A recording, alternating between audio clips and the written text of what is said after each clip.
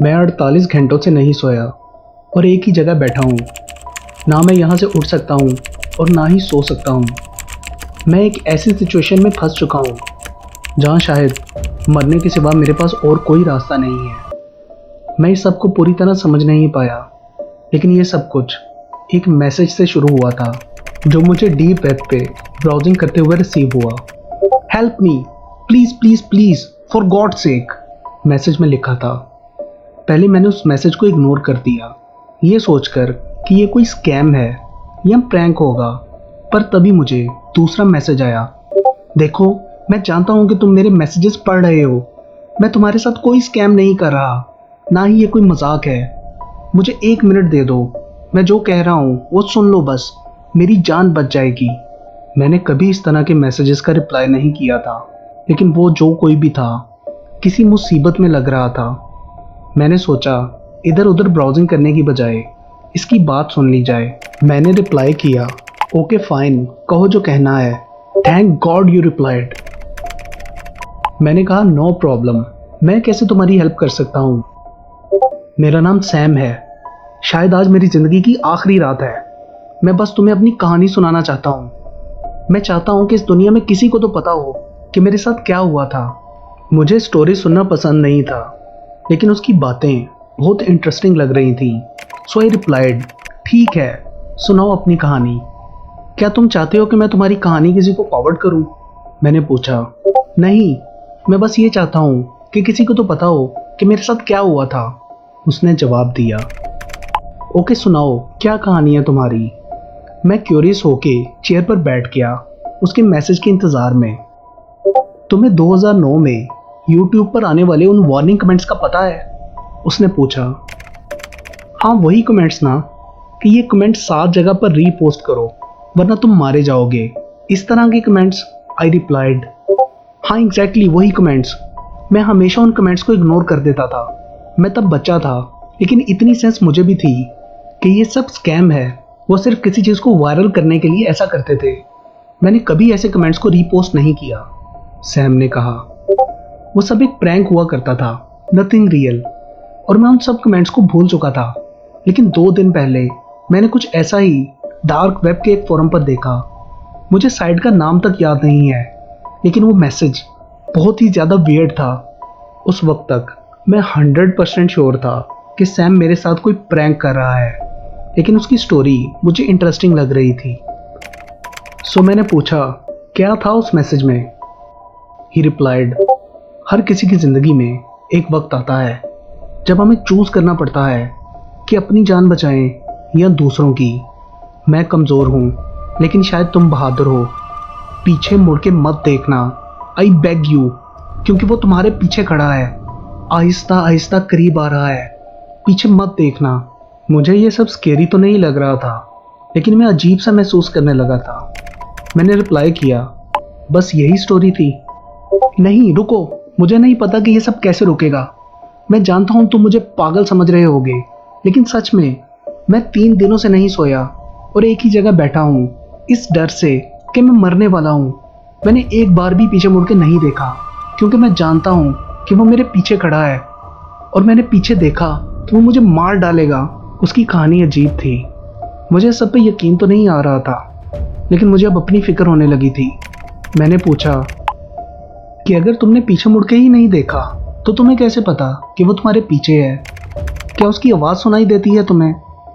कुछ देर के लिए उसका मैसेज नहीं आया, एंड देन उसने कहा, मैं जानता हूँ कि वो मेरे पीछे है। मैं ये सब एक्सप्लेन नहीं कर पा रहा। जब से मैंने वो मैसेज पढ़ा है, मेरे रूम में जैसे कुछ बदल सा गया है। I don't know what, but something has changed. मैं उसे अपने पीछे महसूस कर सकता हूँ। देखो, इसमें कोई लॉजिक नहीं है। I think your story is fake. मैंने कांपती हुई उंगलियों से टाइप किया। मेरे हाथ डर से स्टक्ड थे। मैं नर्वस था। इस परेशानी की वजह मैं नहीं जानता। मेरा रूम लॉक था, लेकिन फिर भी मुझे यूं लग रहा था जैसे कोई मेरे रूम में एंटर हुआ हो। मैं पीछे मुड़ के देखना चाहता था, लेकिन मेरा दिल मुझे कह रहा था कि अपनी नज़रें स्क्रीन से मत हटाना। मेरा दिल मेरे दिमाग के लॉजिक्स का साथ नहीं दे रहा था। मैंने वर्डली मैसेज किया, अगर तुमने उसको देखा ही नहीं है तो तुम कैसे कह सकते हो कि वो रियल है? तुम मुझे बताओ, क्या कभी कुछ बुरा होने से पहले हमें फील नहीं होता कि समथिंग इज रॉन्ग? हमेशा आंखों से देखना जरूरी नहीं होता, हम फील कर सकते हैं कि कुछ तो गलत है। मैं उसकी प्रेजेंस को फील कर सकता हूँ। Do you understand me? उसने कहा। मैं ये स्टोरी सुन के बहुत अनकंफर्टेबल हो चुका था और मैं इस कन्वर्सेशन को ख़त्म करना चाहता था। सो तुम मुझसे क्या चाहते हो? मैं तुम्हारी कोई हेल्प नहीं कर सकता, मैंने कहा। तुम ऑलरेडी मेरी हेल्प कर रहे हो ये कहानी सुनकर। यही मेरी लास्ट विश थी, ही रिप्लाइड। मैं साइन ऑफ करना चाहता था, लेकिन मेरी हिम्मत नहीं हो रही थी। मैं चाहता था कन्वर्सेशन वो एंड करे। तो मैंने पूछा, देन और कुछ? उसने कहा, तुम्हारा नाम क्या है? मैंने पूछा, नाम की क्या ज़रूरत है? मैं अपनी जान बचाने वाले का नाम जानना चाहता हूँ। उसके उस मैसेज ने मेरे जिस्म में एक अजीब सनसनी सी फैला दी थी। ना मैं उसकी आवाज़ सुन रहा था और ना ही उसके एक्सप्रेशन मुझे नज़र आ रहे थे, लेकिन फिर भी मैं ये ऑब्जर्व कर सकता था कि कुछ बहुत ही बुरा होने वाला है। मैंने टाइप किया, मेरा नाम लकी है। Thank you so much lucky. पर किस लिए? मैंने पूछा। मेरी जान बचाने के लिए। लेकिन मैंने तो कुछ भी नहीं किया। मुझे अपना रूम बहुत ज़्यादा डार्क फील होने लगा था। मेरे आसपास का टेम्परेचर अचानक गिर चुका था। मैं रूम से बाहर जाना चाहता था, लेकिन मैं बहुत ज़्यादा डरा हुआ था। पीछे मुड़ने का हौसला नहीं हो रहा था। यूं लग रहा था कोई मुझे देख रहा है। तुमने अभी तक पीछे मुड़ के तो नहीं देखा? सैम ने पूछा। तुमने क्या किया है मेरे साथ? उसने कहा, मैंने तुमसे जो कुछ कहा सब सच था। बहुत सर्चिंग के बाद मुझे उससे बचने का एक ही रास्ता मिला था। जानना चाहोगे? मैं बहुत ज़्यादा डर चुका था और मुझे सैम पर बहुत गुस्सा आ रहा था। मैंने रूडली कहा, मेरे साथ क्या किया है तुमने? उसने मेरी बात को इग्नोर करते हुए रिप्लाई किया, उसको मत देखना वरना वो तुम्हें मार देगा। वो तुम्हारी सॉल निकल जाएगा। अगर उससे बचना चाहते हो तो उसके लिए अगला शिकार ढूंढो और वो मैसेज आगे फॉरवर्ड करो। मेरा माइंड इस सब पे बिलीव नहीं कर रहा था, लेकिन मेरी पूरी बॉडी डर के मारे कांप रही थी।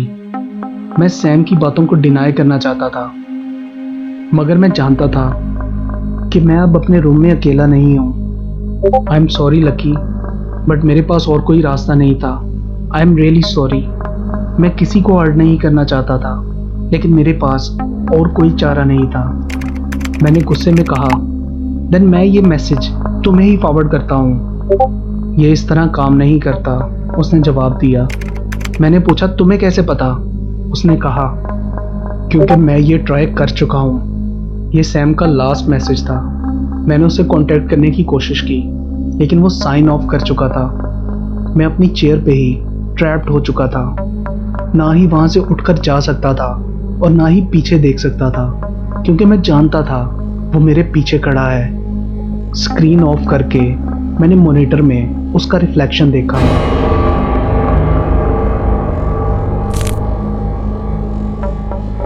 वो बहुत ही भयानक था और मेरे रूम के कोने में खड़ा था। रिफ्लेक्शन इतना क्लियर नहीं था, लेकिन एक बात ऑब्वियस थी कि ये सब कुछ 100% रियल है। मैंने उस मैसेज को डार्क वेब पे जगह जगह पोस्ट करना शुरू किया, इस उम्मीद से कि कोई मेरा मैसेज पढ़ ले और मेरी चैट ज्वाइन कर ले। मैंने हज़ारों मैसेज किए, मदद के लिए गिड़गिड़ाया, लेकिन कोई मेरी तरह बेवकूफ़ नहीं था कि ऐसे मैसेज का रिप्लाई करे। सो इसलिए मैं अब इस सोशल फोरम पे हूँ। मैं 2 दिन से यहीं बैठा हूँ, जब से मैंने सैम से बात की है। मैं अपने फ्रेंड्स और फैमिली को भी मदद के लिए नहीं बुला सकता। तुम लोग मेरी लास्ट होप हो। अब तक तुम लोगों ने ये वीडियो देख ली होगी और मेरी स्टोरी को भी जान चुके होगे। आई एम सॉरी कि मैंने इससे यहाँ पोस्ट किया, लेकिन मैं मरना नहीं चाहता। काफ़ी लोगों ने ये वीडियो देख ली होगी, लेकिन वो सिर्फ किसी एक के पास ही आएगा। सो अगर तुम्हारे रोंगटे खड़े होने लगे और तुम्हें यूं लगने लगे कि कोई तुम्हें देख रहा है, तो पीछे मुड़ के मत देखना।